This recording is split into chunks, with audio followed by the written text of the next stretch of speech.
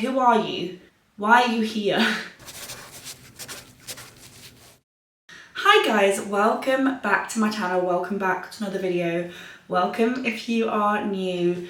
We're back with the reading vlog, and what we need to do quite urgently is read through my TBR. After last month in my February TBR video of me being like, I smashed January, I'm so amazing at this, I will smash this every single month. It's now like coming towards the last week of February and I have only read one of my February TBR books. We are going to spend the weekend together reading as many books as we can effectively over 2 days. The one book that I have read for my February TBR is The Understudy by David Nichols. It was fine. This was my lowest rated book on Goodreads. I could see why it's in like the lower end. I wouldn't say it's the worst book I've ever read, 100%, but I gave it 3 stars. To me it was like fine. I think the average rating it had on Goodreads was about 3.1, which I do think is probably fair. And then I started reading, but I'm only on page 99, is Sarah J Maas' Heir of Flame, which is the 3rd book in the Throne of Glass series. So this is obviously the first book I'm gonna read. I feel like I'm leaving it too long between these books and I keep forgetting who some of the like wider characters are. Like I remember like the main like 3 or 4 characters, but it's all the side ones. I'm like, who are you? Why are you here? Yeah, I'm gonna read this book, but then I think I'm gonna read the other books in this series a bit quicker. And then the other 5 books on my February TBR that I still need to read. Also, have we got 1, 2, 3, 4, 5, 6, 7? Am I missing one? I don't know. So we've got Emily Wilde's Encyclopedia of Fairies by Heather Forkett. Siege and Storm by Leigh Bardugo, which is the 2nd book of the Shadow and Bone trilogy. 7 Days in June by Tia Williams. Dress of the Emerald Sea by Brandon Sanderson. And then this chunky book, which might have been one I've only picked 7 because there are 2 fairly chunky books in here, but I don't know. This is the 5th Magnolia Parks book, Magnolia Into the Dark. So yeah, these are my books. Just a few. It is currently 9 o'clock in the morning on Friday, so I do have a day of work to do first, but as there's like the smallest peak of a blue sky, and if I show you, that is the blue sky that we currently have. But as there's a little bit of sunshine, like a teeny bit. Although I filmed this morning, and then when I finish work, I'll go swimming, we'll come back, and we'll start this whole challenge of can we finish my February TBR in effectively one weekend. I don't know. If I read basically non-stop, potentially. I highly doubt it, but we will try. So yeah, I hope you guys enjoy, and let's roll on another reading vlog.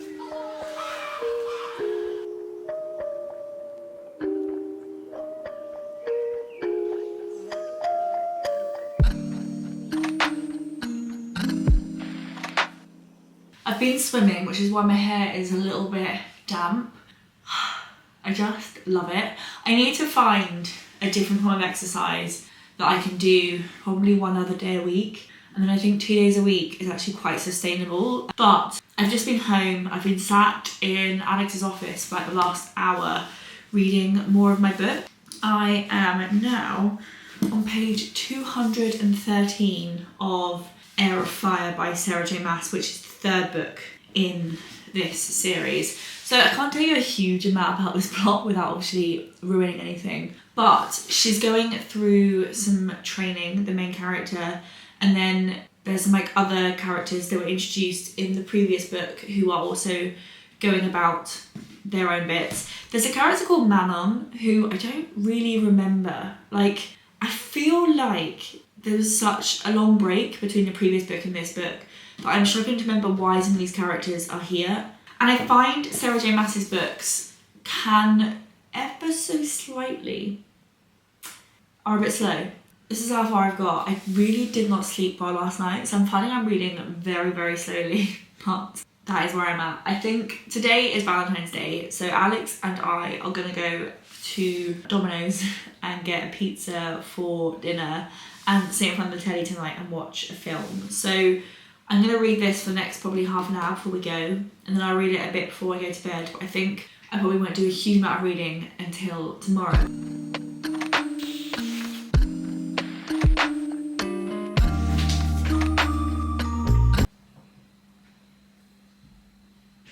I have just sat in bed and devoured the rest of this book.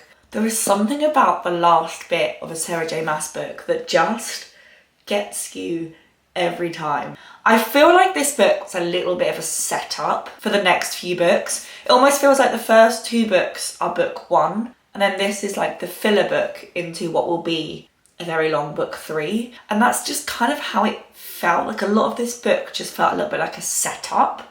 And like I really enjoyed what it was setting up. It just felt quite slow because it felt like a setup. So I think to me, my voice sounds a little bit croaky because it's early in the morning. I think to me it is a 4 stars, like maybe a 4.5, somewhere in that region. That book is now finished and it's time to pick the next book. Okay, so let's go back to my TBR. Here it is. I don't think I want to read this one yet. It's too long. I've just read a really long book. I think I want a shorter, snappier book. So I'm picking between these 4. Another kind of epic, well, relatively epic fantasy, 2 more cozy fantasies, and then 1 literary fiction. I think I'm going to go for a cozy fantasy. Do I read Emily Wilde's Encyclopedia of Fairies, or do I read Tress of the Emerald Sea? Do you know what I'm going to do? I'm going to do a random generator. So this is number 1, this is number 2. Does Siri work on my iPad? Pick a number between 1 and 2. We're reading Tress of the Emerald Sea by Brandon Sanderson. This is going to be my first Brandon Sanderson read. I also have another book of his from the library. This is The Frugal Wizard's Handbook for Surviving Medieval England. These are both like standalones. So I'm kind of just like softly getting into his writing before I embark on one of his mega series. I don't really know much about this book. I don't really know what it's about. I'm kind of going into it very, very, very, very blind. It's a lot shorter than the previous book. So the previous book was over 500 pages. This is about 360 pages. So yeah, I think this is the next book we are going to read. It's Saturday today. I literally have the whole day to read. I have no other plans. I need to edit a video at some point today, but otherwise I have nowhere to go, nothing to do, no one to see. So I'm just gonna sit in my house and read my books.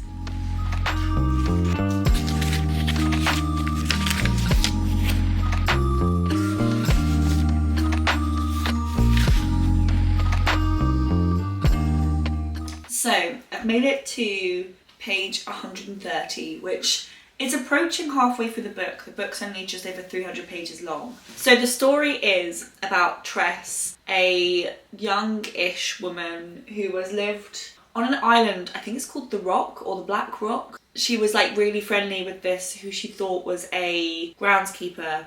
He's actually the prince. She's kind of fallen in love with him. He then heads off because he's a prince to find a princess. So he leaves the island to go to what I assume is the mainland to find a princess, and instead doesn't return and gets captured by a sorceress, or the sorceress. So Tress basically escapes the island to go and rescue him. She's now fallen in with some pirates, and she's effectively now a pirate, which was totally not where I was expecting this story to go. There's a talking rat. There's like these spores which are kind of like water, as in like the boats are sort of sailing over these like spores, which if they then mix with water basically create weapons. And like it's a fascinating world. Like it's a really interesting world. You can very much tell that Brandon Sanderson's imagination is absolutely insane. What I'm really enjoying about this book is actually the writing style. It seems to be written like someone has written this as a story. They're a narrator of the story, but like so obviously a narrator. So like this is a line that I've just got to. Perhaps you are confused at why I, your humble storyteller, would make such a fuss about this. I'm actually really enjoying that kind of like playfulness of the fact it's a storyteller telling the story, and it's not like in first person or in third person. I'm actually really enjoying it. It's just totally not what I expected going into it, although I had very little expectations going into it, so take of that what you will. I'm fascinated to see where the story's going to go. I have some predictions of what's going to happen, and it says a Cosmere novel, and so I wonder if there are more books set in this universe. So at the moment we're just following one character going to rescue another character who's got herself in with a group of pirates. But it's quite an impressive world, and it's quite an impressive world to have invented for like a standalone book, which I wouldn't put it past him to do such a thing. But he's created this like lore of multiple seas that have got different types of spores that all have like different rules, and like it's quite a universe to create. So I do think, I mean, I literally have no idea. If you know Brandon Sanderson, I might be saying something that's really stupid, but I do think there's more books in this universe, and I would be very interested to read them. I'm not in the market, I think, to start any mega series at this stage of time, but maybe in a few weeks, months, when I've read some more of my series, potentially. But yeah, I'm actually just having like a really good time. It's just like a fun book. So I've got dressed. I'm wearing exactly the same jumper as yesterday. Sometimes wearing the same thing 2 days in a row is absolutely fine. I am 250 pages through this book, so there's about 100 pages left to read. I'm still having actually such a great time. I feel like it's somewhere in between like a proper epic fantasy and a more cozy fantasy, but only because the vibes are quite cozy, but there's like the plot of an epic fantasy, you know? She's now gone into a more dangerous part of the world where there's potentially going to be a dragon. We all know what I think about dragons. Freaking love them. But this woman who is the main character, who is I think 18 or 19, Tress, she is like, as much as she's not the chosen one, the skills that woman can master so unbelievably fast, she's basically the chosen one. So it kind of is the same trope as always, but I'm really enjoying her kind of like chaoticness into kind of accidentally being exceptional.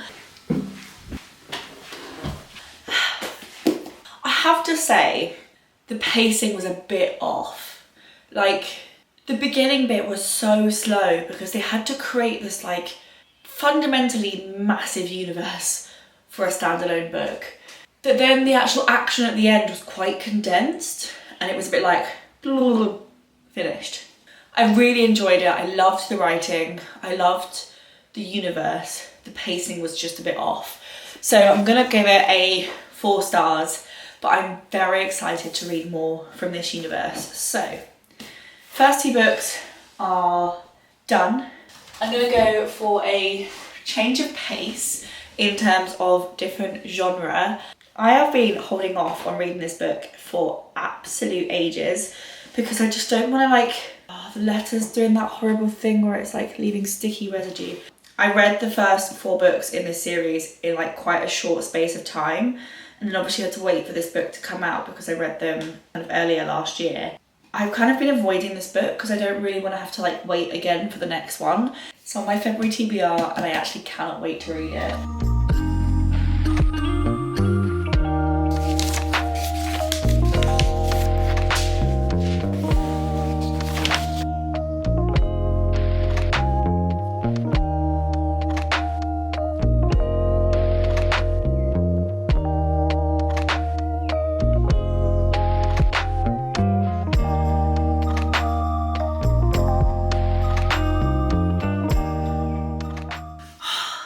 I've made it to page 250.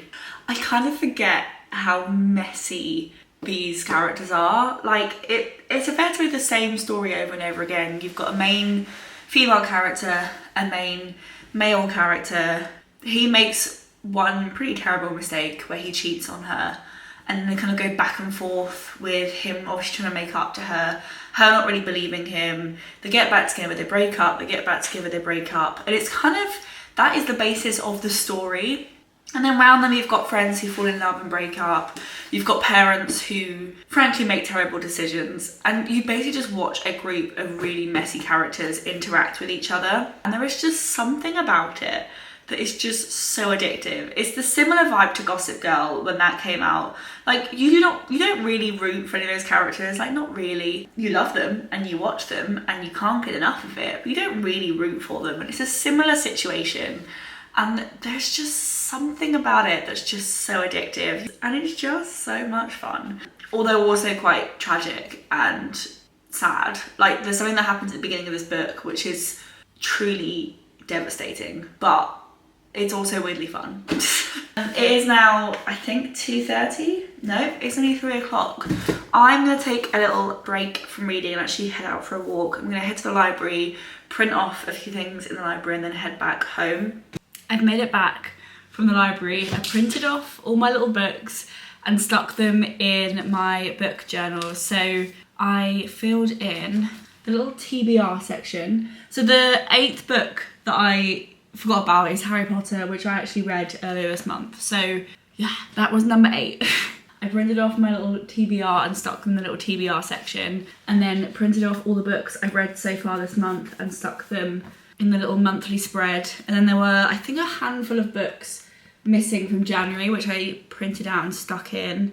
And the last one I printed and stuck out was my favourite book from January, which was Two Twisted Crowns by Rachel Gillig. So that's what I've spent the last little while doing.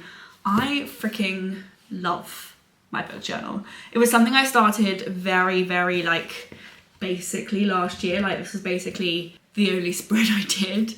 I don't think I ever did it for the first half of the year, did I? Oh no, I did backdate it. I basically just did this spread, a double page spread for the workbook club, and then a series tracker. Oh yeah, and my 5-star reads. And that was it, that's all I did.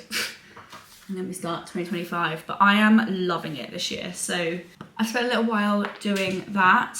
I've now made a little cup of tea in my little, I think this is, well, I know it is, it's a Christmas mug, but I kind of don't care. It's a little duck holding a cracker, which is so cute. I'm currently in the living room, as you can tell. I've used the most ridiculous thing as a bookmark. And I'm gonna continue off where I finished earlier and sit here and read for a chunk of time.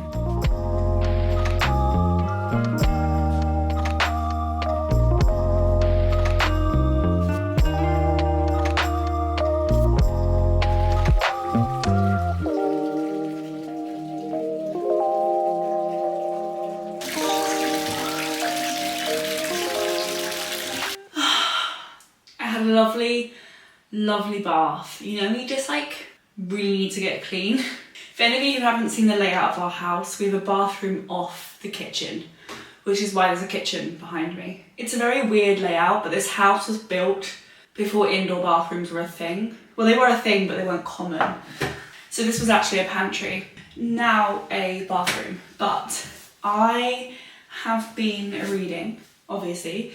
I'm on page 557, so I've got just over 100 pages left, like 140-ish pages. I think I'm gonna sit and read a good chunk, then make dinner, and then I will start another book. I actually can't believe this story has finished. Like, these books are all so long. I feel like I've lived like a whole life with these characters. Like, I so nearly welled up a couple of times towards the end of this book. She goes through, let's just say, losing someone, and she has to deal with the grief throughout a lot of this book. She's also dealing with getting back together with an ex who previously cheated on her. She's coming to terms with quite a lot. It's dual point of view, so you also see his point of view throughout this whole thing and him supporting her through it. There are a couple of trigger warnings in this book around eating disorders, grief. I think there are only two. Oh, there's some in the earlier books as well, but I'm kind of sad to say goodbye to these characters, although I'm not, because I get to see them again in Daisy Hates when that one comes out. This is now the end. It ends in exactly the way you want this kind of book to end. It was so darn cute, and I can't believe I read this entire book this afternoon. It's currently 8:30. I started this book at midday. I have also done a few other bits in between reading that book. So had a bath, ate dinner, went to the library, etc. But I read this whole book, which means I've read like 1,200 pages today. I Loved it. I wouldn't say it's quite a 5-star. I'd put this in like the 4.5 region. I feel like I need like 5-10 minutes before I start the next book. But yeah, I'm gonna give this a 4.5. It would be a 5-star, but there was a point in the first third of the book where I was like just a little bit bored. But the last bit of it, perfection. Come on, courageous. So I've decided to read Siege and Storm by Leigh Bardugo, which is the second book in the Shadow and Bone trilogy and one of the many books in the Greshaverse universe. The first book, I think I reviewed it in a video. The first book kind of felt like nothing much happened. It genuinely just felt like they were introducing the characters and introducing the world, and that was kind of about it. Like, there was a plot, like, don't get me wrong, but it didn't feel like a whole book's worth of plot. It genuinely felt like a setup book.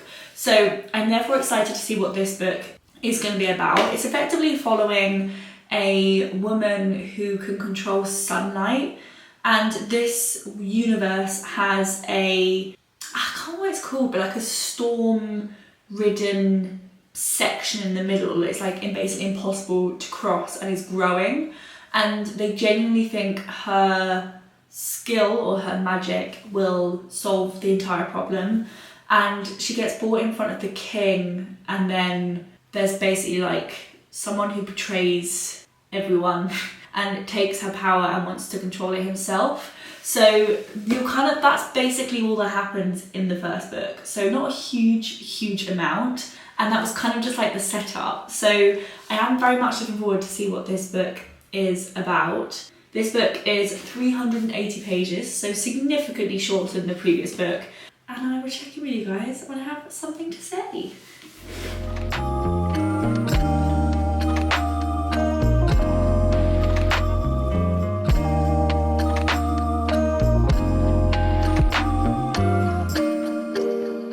It is the next day, and I managed to get to page 293 of Siege and Storm by Leigh Bardugo.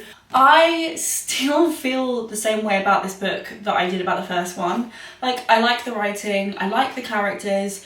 It feels slow, and it feels like there's like not much happening. Like, for most of this book, she's been at a camp collecting basically like people to her army, and that's kind of really all that's happened. I don't know if it's because it's designed for a YA audience or what it is, but they just feel quite slow, and I feel quite lukewarm about them. I don't know what I rated the first one, but I want to say it was like 3 or 3.5, and this feels like it's going to sit in a very similar vein. Yeah, I've got like under 100 pages left. I'm going to finish them off throughout today at some point, but yeah, here we go. So I've got a very busy Sunday, which I am actually filming as a bit of a productive Sunday reset kind of day.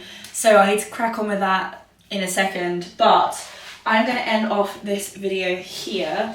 I read pretty much 4. I'm going to count this one as read because I'm probably going to finish it today. So I read 4 of my TBR. I already finished Harry Potter, and I'd already finished The Understudy, which means there's just 2 books left. I've got a good chunk of days to finish them. So I'm now significantly better on track than I was earlier. But these are the 4 books that I read. We started off with Sarah J Maas of Flame, which I give a 4-star. I love this series. This just felt a little bit like a filler book preparing for the next book, which it was still an exceptional filler book, don't get me wrong, but it means I'm more excited for the next one, but I felt like this on its own wasn't strong enough. So 4 stars, but I'm absolutely buzzing to see where Selena goes next. I think the character development she went through in this book was really important, and you could definitely see her turning into the person they need for the next book to work. I then read Tress of the Emerald Sea by Brandon Sanderson. I loved this in the fact that I loved the writing. I loved the universe that they'd created around this plot. It felt like the pacing was a bit off because they'd created like such a world with all of these laws and rules and like zones. They spent more time explaining the world than they did explaining the plot, which then meant the last, 50 pages or so were quite rushed, and it's what you spent the entire book building up to, and then it was over in 50 pages. So it's got me very excited for Brandon Sanderson's longer, non-standalone books. But I did really love it. There was a bit of a pacing issue, but it was caused by having such an expansive world in a standalone book. I then read Jessa Hastings' Magnolia Park's Into the Dark, which I don't think I gave you a review of immediately after finishing. I can't remember. I feel like this is one of those books I just need to like sit with for a little bit. These books are so emotionally driven. Like, you've got two characters who fundamentally, there's a bit of a question mark over whether they should even be together. It's one of the most toxic relationships I think ever, and having, you know, grown out of that period of my life, now being in a stable, loving marriage, there is something about the way that they behave in this book that slightly annoys me. But the emotional baggage and the emotional things that these characters deal with, while they don't feel like super significant because of their like wealth and because of everything they have going on, they're actually quite significant life moments. And watching these characters deal with it, and the way Jessa Hastings sits in these moments, like, this is a long old book. It's really weird. So Heir of Flame, right, I felt quite lukewarm about because not a huge amount happens, and same with this one. This is similar, like, not a huge amount happens, but I feel like she sits in the emotional feelings of those characters in such a special way that it lands significantly better. I still don't think it's like a complete 5 stars. I think I would rate this like a 4.5. But I absolutely loved it, and I'm very excited to see where the Daisy Hates side of the universe now goes. It was so much fun. I loved it. And then I have literally just talked about this book, so I'm going to be brief, but I've also read Siege and Storm by Leigh Bardugo, which is the second book in the Shadow and Bone trilogy.